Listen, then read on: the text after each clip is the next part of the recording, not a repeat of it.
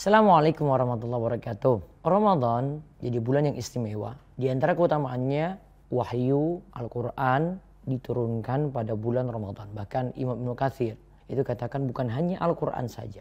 Kitab-kitab yang lainnya juga diturunkan pada bulan Ramadan. Allah berfirman, Syahrul Ramadan alladzi unzila fi'il Qur'an. Hudal linnas wa bayyinatin minal huda wal furqan. Bulan Ramadan itu bulan diturunkannya Al-Quran, di mana Al-Quran itu adalah petunjuk bagi manusia dan penjelas dari petunjuk tadi. Dan Al-Quran itu adalah Al-Furqan yang membedakan yang benar, yang salah, yang lurus dan yang sesat. Ini jadi menunjukkan keutamaan dari bulan Ramadan dibandingkan dengan bulan-bulan lainnya. Di samping itu juga, bulan Ramadan ketika tiba maka kebaikan itu akan mudah kita laksanakan. Pintu kebaikan mudah kita kerjakan, terbuka untuk kita. Kemudian kita juga saksikan realitanya maksiat semakin berkurang. Kata Nabi SAW, "Idza jaa Ramadan, futihat abwabul jannah wa ughliqat abwabun nar wa sufidatis syayatin." Ketika Ramadan itu tiba, pintu surga dibuka, pintu neraka itu ditutup, setan-setan itu diikat atau dibelenggu. Ulama diantaranya Al-Qadhi Iyad dan yang lainnya itu menjelaskan bahwa ini tanda bahwasanya kebaikan itu begitu mudah pada bulan Ramadan. Kita dimudahkan dalam kebaikan. Kita mudah untuk melakukan amal soleh. Kita mudah melakukan ibadah. Kemudian maksiat juga Allah mudahkan pada kita untuk menghindarinya, untuk kita tinggalkan. Karena memang kalau kita lihat dari amalan puasa itu menyempitkan jalannya setan pada pembuluh darah. Sehingga maksiat juga semakin berkurang. Artinya tadi, kebaikan mudah sekali kita kerjakan, maksiat ya juga mudah kita itu tinggalkan. Dan itulah juga yang menunjukkan keistimewaan dari bulan Ramadan. Kemudian Nabi SAW katakan tadi apa? Setan-setan itu diikat. Apa makna dari ini?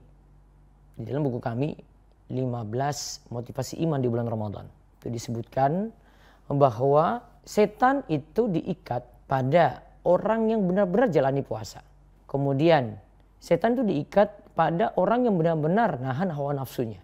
Kemudian yang ketiga, setan yang diikat itu pengertian yang lainnya lagi kata Al-Qurtubi, yaitu setan-setan besar yang diikat. Bukan setan-setan kecil, setan-setan besar di sini memiliki pasukan.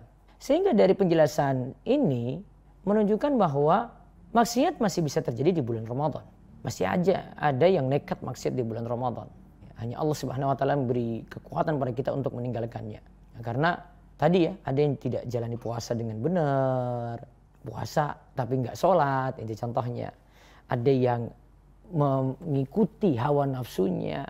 Dan juga perlu dipahami tidak semua setan itu diikat. Setan-setan besar saja, masih ada setan-setan kecil yang berkeliaran. Ditambah lagi kalau kita perhatikan apa yang dikatakan oleh Syekhul Islam Ibnu Taimiyah dalam kitab beliau Qaidatun fis Sabri.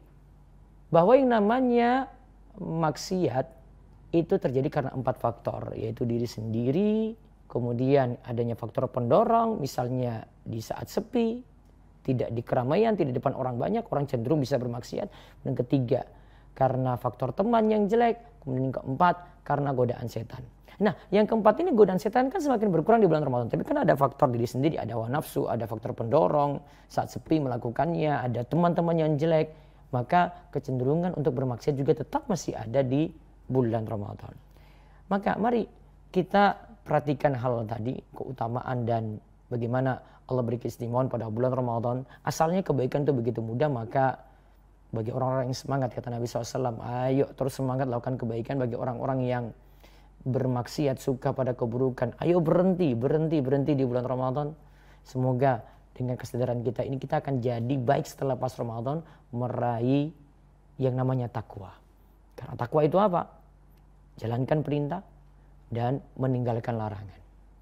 Semoga Allah beri taufik pada kita semuanya. Kita sambut Ramadan dengan sukacita dan terus semangat.